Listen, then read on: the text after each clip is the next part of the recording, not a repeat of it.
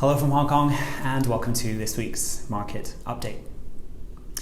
The US Federal Reserve maintained its dovish stance, insisting that they are unconcerned about inflation levels. Inflation has yet to show any sign of rising, but the market is increasingly concerned that with stimulus and an economic reopening, that the US economy will grow in excess of 6% this year, and this will cause upward pressure on prices. One might ask, why is inflation then viewed as a bad thing? Doesn't it signal the economy is doing well? Well, it isn't bad, and it does. But inflation spiking and the fears that it will then remain elevated and potentially get out of control is what is causing the current rotation trade from high-flying growth and tech names into value and cyclical stocks.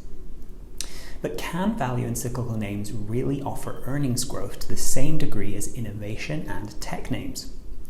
Well, value has outperformed growth by 30% since September.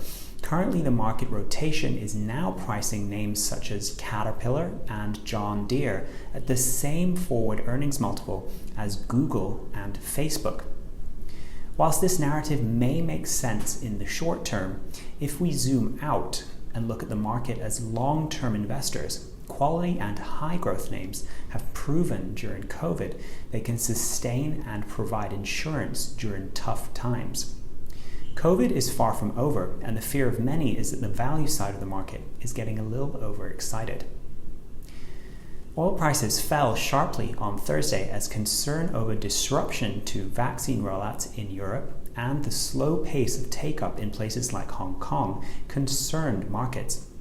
The pullback is also partly due to increased shale supply from the United States, with Texas having been disrupted by extreme winter weather events in the previous month. Supply is now coming back online, which is putting downward pressure on prices. Confusingly, oil prices falling should be a good thing. Lower energy prices should put downward pressure on inflation, with energy costs being the biggest expense for many value names. Think airlines and cruise ships. US Treasury yields, though, are yet to listen to this, hitting 1.71% overnight. If falling oil prices continue in the days and weeks ahead, this should help to slow the pace of Treasury yields rising.